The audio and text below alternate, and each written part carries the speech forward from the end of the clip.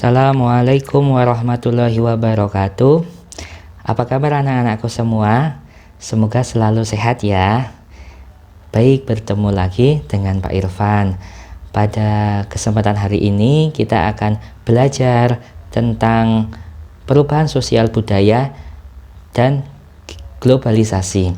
Pada kesempatan kali ini Bapak akan menerangkan menggunakan modul media pembelajaran interaktif. Nah, baik, ini sudah terlihat semua nggih di video kali ini. Ini tampilan awalnya media pembelajaran IPS kelas 9 dengan judul Perubahan Sosial Budaya dan Globalisasi. Di sini ada kotak kuning-kuning ini, ada home, petunjuk SKKD, peta konsep, materi evaluasi, dan daftar pustaka.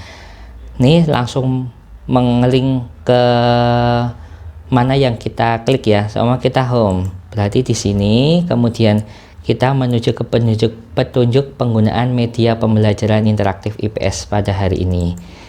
Nah, baik, di sini petunjuknya. Aplikasi ini berupa modul media pembelajaran IPS berformat PPT interaktif. Dua modul ini berupa materi serta evaluasi tentang perubahan sosial budaya dan globalisasi. 3. Di soal evaluasi terdapat tipe pilihan ganda dan isai. Keempat, untuk menuju home, petunjuk KD, peta konsep, materi evaluasi, dan daftar pustaka, kalian bisa langsung klik tulisan di kotak kecil atas. Jadi di tulisannya, bukan di warna kuningnya.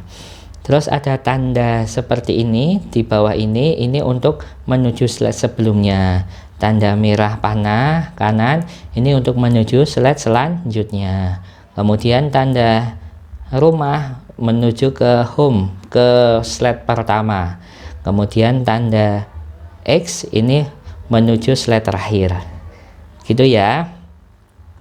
Baik, lanjut. Sebelum kita belajar, akan lebih baiknya kita mengetahui tujuan pembelajaran pada hari ini. Nah, tujuan pembelajaran pada hari ini tertuang dalam SK ataupun KD. Yang pertama ialah menganalisis perubahan kehidupan sosial budaya bangsa Indonesia dalam menghadapi arus globalisasi untuk memperkokoh kehidupan kebangsaan. Kemudian menyajikan hasil analisis tentang perubahan kehidupan sosial budaya bangsa Indonesia dalam menghadapi arus globalisasi untuk memperkokoh kehidupan kebangsaan. Sudah, kemudian kita lanjut ke peta konsepnya. Baik, di peta konsepnya, perubahan sosial budaya ini meliputi globalisasi. Di globalisasi itu dibagi menjadi 5 bidang. Ada bidang budaya, komunikasi, ekonomi, iptek, dan transportasi yang nanti akan kita bahas penjabarannya di slide selanjutnya. Kemudian globalisasi itu juga mendapatkan dampaknya. Kita bisa mendapatkan dampak positif maupun negatif. Nah, selain ada jenisnya, kemudian dampak-dampaknya, kita juga harus bisa mengantisipasi upaya menghadapi globalisasi seperti apa. Baik, seperti itu ya. Kita bisa langsung ke materi, klik, atau klik di perubahan budaya ini bisa. Oke. Baik, setiap masyarakat pasti mengalami perubahan. Perubahan dalam masyarakat dapat berkaitan dengan perubahan pada lembaga sosial, nilai sosial, pola perilaku organisasi, kelompok sosial, dan lapisan sosial. Perubahan yang terjadi di budaya dikenal dengan perubahan sosial budaya. Seperti itu ya, perubahan sosial budaya. Kemudian tadi kita kembali lagi ke peta konsep boleh, perubahan sosial budaya. Tadi menuju ke proses globalisasi. Kita klik globalisasinya. Globalisasi merupakan terbentuknya sistem organisasi dan komunikasi antar masyarakat di seluruh dunia untuk mengikuti sistem dan kaidah yang sama secara cepat menurut Selo Sumarjan.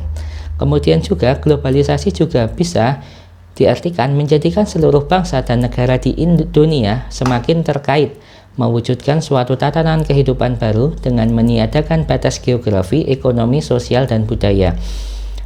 Bisa juga diartikan yang lainnya, globalisasi merupakan suatu proses yang menempatkan masyarakat dunia dapat menjangkau satu dengan yang lain dan saling berhubungan dalam semua aspek kehidupan, baik di bidang ekonomi, politik, budaya, teknologi, maupun lingkungan. Globalisasi tidak bisa kita hindarkan, pasti akan terjadi, tinggal kita bagaimana menghadapinya. Baik, oke. Kemudian globalisasi dibedakan tadi jadi 5 ya, kita bahas satu persatu dari budaya, sosial budaya. Globalisasi budaya, macam-macam globalisasi ya. Globalisasi budaya menyebarkan gagasan, makna, dan nilai ke seluruh dunia dengan cara tertentu untuk memperluas dan mempererat hubungan sosial. Contohnya, penggunaan bahasa Inggris sebagai bahasa dunia.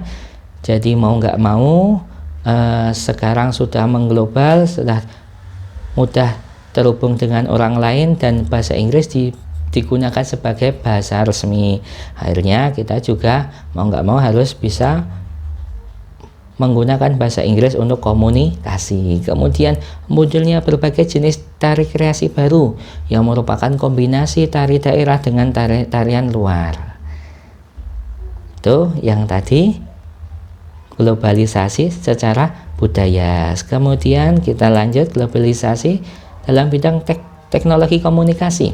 Kemudian kemajuan teknologi komunikasi dalam proses penyampaian pesan atau informasi dari satu pihak ke pihak lain. Nah, ini dahulu komunikasi memakai kentongan, tapi sekarang bisa menggunakan telepon.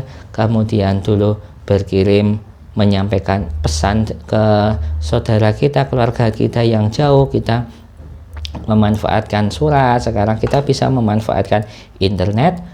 Dengan internet kita bisa langsung berkirim surat secara seketika pada hari itu.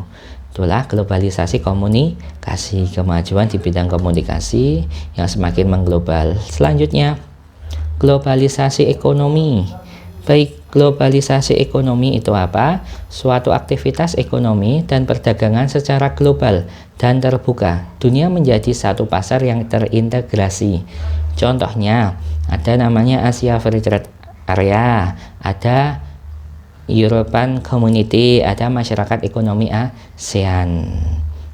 Baik, lanjut ke globalisasi iptek. Yang keempat, kemajuan ilmu dan teknologi dalam perkembangan zaman sebagai respon untuk masyarakat kehidupan manusia yang lebih baik, murah, cepat, dan aman. Contoh, pemanfaatan m-banking. Oke, tinggal kita di rumah, kita bisa mentransfer atau membayar sesuatu yang perlu kita bayar, kebutuhan-kebutuhan hidup, tanpa kita perlu ke tempatnya langsung. Kemudian penggunaan robot-robot itu sebagai pengganti manusia di dalam dunia industri. Baik, dan kelima, globalisasi transportasi, yaitu kemajuan teknologi transportasi sebagai pemindahan barang atau manusia dari suatu tempat ke tempat lain dengan mudah, cepat, aman, dan nyaman. Contoh, kereta api. Dulu ada kereta api uap, terus sekarang ada Shinkansen, kereta cepat, yang merupakan kemajuan teknologi transportasi itu sendiri, yang dahulu agak sedikit lambat, sekarang cepat sekali. Kemudian ada perkembangan pesawat, dari pesawat biasa kemudian jadi pesawat jet. Nah, setelah itu kita akan belajar dampak dari globalisasi. Ada dua, dampak positif maupun negatif. Kita ke dampak positif.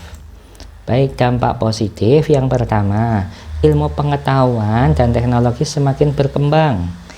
Manusia berlomba-lomba untuk mencari efektivitas dan efisiensi agar tercapai sebuah kenyamanan. Kemudian dari itu semua, perekonomian suatu negara semakin meningkat, serta meningkatnya taraf hidup masyarakat.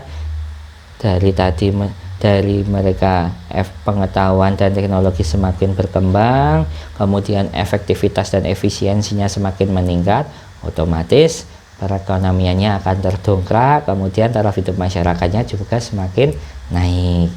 Nah, juga dari dampak globalisasi komunikasi menjadi semakin cepat. Kemudian dari transportasi juga, berkembangnya dunia transportasi, orang-orang mudah menjangkau tempat pariwisata, serta perkembangan alat komunikasi dan keterbukaan informasi. Dengan adanya perkembangan globalisasi informasi. Baik, itu ya dampak positif dari globalisasi. Kemudian sekarang dampak negatif dari globalisasi ternyata ada westernisasi. Banyak orang yang semakin meniru kebarat-baratan,